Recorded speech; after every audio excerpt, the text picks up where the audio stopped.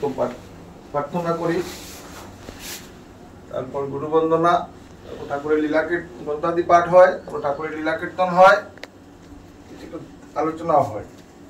তো আজকে মাকে সবাই বলছে ঠাকুর সম্বন্ধে কিছু বলার জন্য। আসলে ঠাকুর সম্বন্ধে কি বলবো, তো জ্ঞান নেই, তবু বলতে লাগে। এখানেও আরো অনেক দাদারা মায়েরা আছেন, আমার কাকিমাও একজন আছেন, উনিও জানেন, তবুও বলতে হচ্ছে, তো বলছি আমি, অনেক ভুল ত্রুটি থাকতে পারে, তো ক্ষমা করবেন।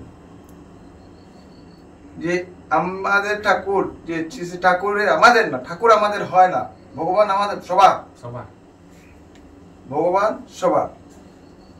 আজকে শ্রী ঠাকুর অনুকূল চন্দ্র যে আমাদেরকে যে নামটা দিয়েছেন, সেই নামটা পেয়ে আমরা ধন্য হয়েছি। ওই নামটাও কিন্তু কৃষ্ণ নাম।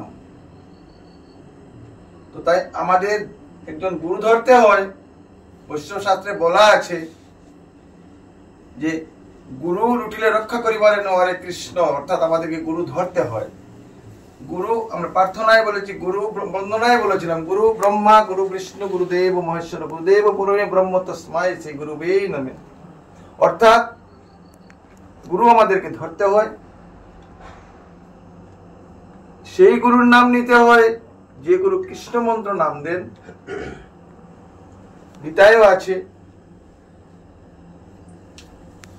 যে গুরু ধরতে হয়। এবং ঠাকুরের বিধান মতো আমরা ইষ্টবৃত্তি করি। আজকে এখানে প্রণামী থালিতে আমরা প্রণামী দিই, সেটাও অনেক সময় মনে করেছি কি পয়সা, আসলে এটা না।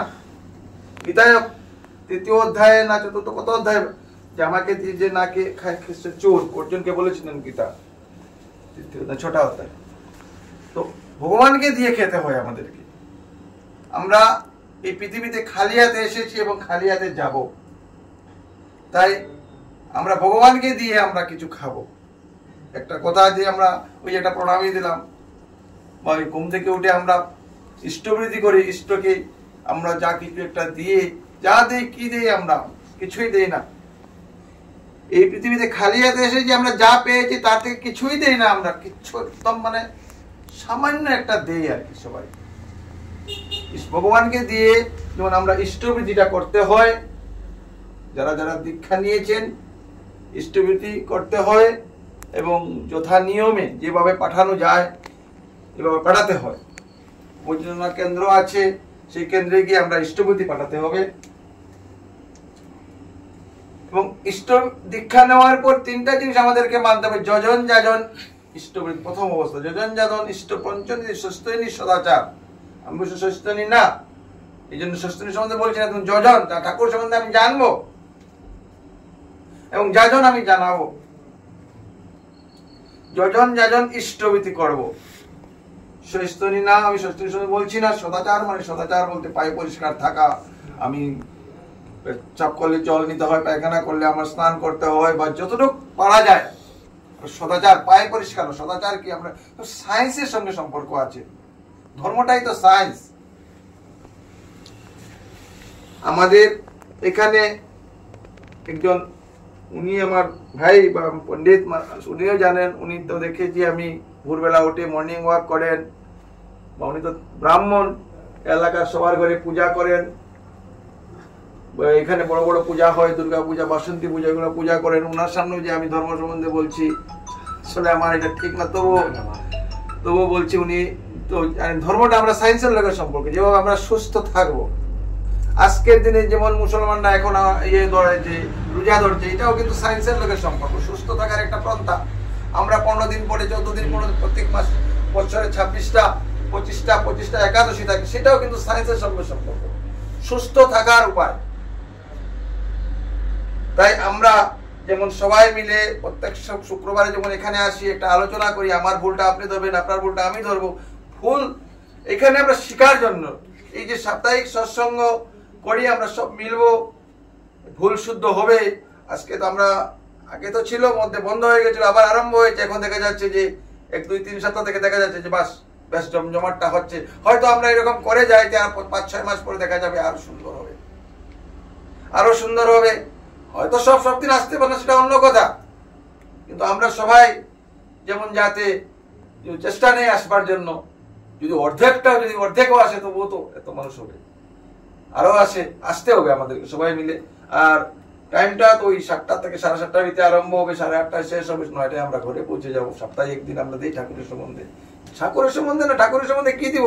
ঠাকুর আমার সম্বন্ধে, আমরা বাঁচার লাগিয়া, আমরা বাঁচার জন্য ঠাকুর যে বিধান দিয়ে গেছেন, ভগবান শ্রীরামচন্দ্র যে বিধান দিয়ে গেছেন আমরা বাঁচার জন্য, কৃষ্ণ যে বিধান দিয়ে গেছেন, ধর্ম প্রচার করে গেছেন আমরা বাঁচার জন্য, শ্রী ঠাকুর প্রচার দিয়ে গেছেন আমরা বাঁচার জন্য, সবকিছু আমরা নিজে বাঁচার জন্য। মানে আমরা বাঁচা, আমরা কিভাবে বাঁচবো, এই সংসারে বড় বড় সমস্যা কিভাবে আমরা সমাধান করব। ধর্ম করলে, ধর্মের গ্রন্থ পড়লে আমরা সমস্যার সমাধান পাবো। আমরা রামায়ণ পড়লে, গীতা পড়লে আমরা সমস্যার সমাধান পাবো। অনেক কিছু না জানা জিনিস, জানো কিছু না, কিছুই জানি না আমরা।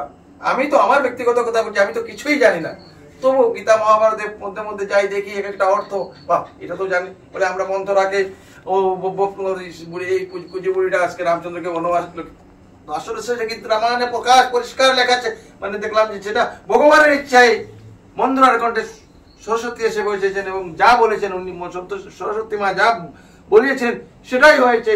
কালকে হবে রামের অভিষেক, সেই অভিষেকটা না হয় রাম বনবাস গেছে। ভগবানের ইচ্ছা ছাড়া কিছু হয় না। আমরা যত কিছু চেষ্টা করি ভগবানের ইচ্ছা ছাড়া হয় না।